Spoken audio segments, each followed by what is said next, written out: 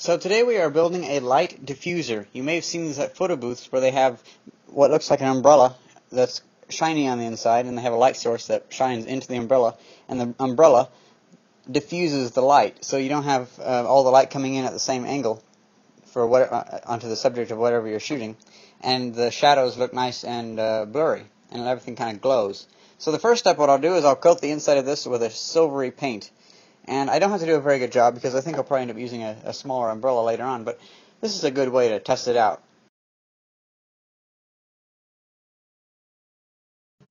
So now that it has the paint coating on there, I'll let it dry, and I'll work on the light source now. Now I'll get a bigger light later on, but this will work for a little bit. Oh, and I should also put like a reflector on it. But I'll screw that onto the wooden handle right there. That'll be kind of interesting.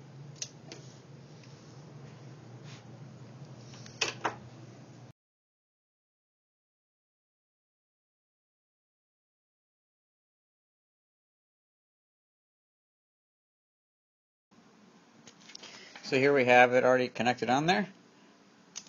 Turns on with the flip of a switch. This is I think it's a 14 watt CFL. I saw some like 60 watt CFLs over at RP Lumber. I might grab one of those. That would be pretty bright. So now we need a way to be able to make this thing stand upright and able to aim it towards what I'm filming. A couple days ago I happened to get this telescope. And it'll be a later project. It was like $8 or whatever. But the tripod, that looks pretty nice. And found this in the trash. It's an old broomstick thing. So I guess that works, at least for a prototype. Unfortunately, the umbrella is so big that I can't do it in this short basement. Well, unfortunately, this doesn't really add much light to the room. Well, it does, but the umbrella doesn't really work too well. So this would have to be used for more directional lighting. And it would probably be better just to have simply a white umbrella. That way the light would pass through it, so you wouldn't have to reflect the light through. You just have to disperse it through the light, through the umbrella. But I got this light, and I bought it today for about $15. Not a bad deal at all. It's 500 watts. That's a little brighter.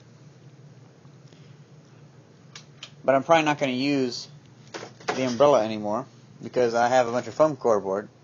And what I'll do is I'll experiment. I'll put foam core board up on the roof. I'll just screw it under the ceiling. And then I will put this halogen bulb sitting just right here and facing up. And that we'll see how that does.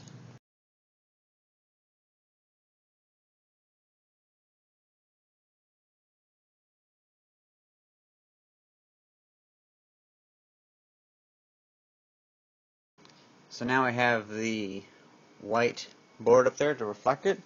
Let's turn on the light. It diffuses off the top. I have a nice glowing light down here. You can see into all the parts really nice now. Because that's the main reason I wanted to do this, is so you can see into here. Because before it was all sharp lines and stuff, you couldn't really see. But now the light's evenly distributed in here, and you can pretty much make out what's inside of here. Like, you can even see way down in there with all the circuit boards.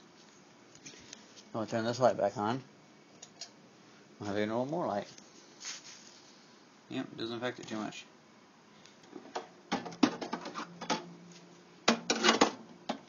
For instance, yep. Like, even right now, I'm standing within the path of the light. I was standing right there, but it wasn't getting in the way. See, my shadow is very small, which actually that shadow you see right there is just to this light up here. So I imagine, yeah, you don't even notice me being in front of the shadow, so I don't have to worry about that anymore. So that's awesome.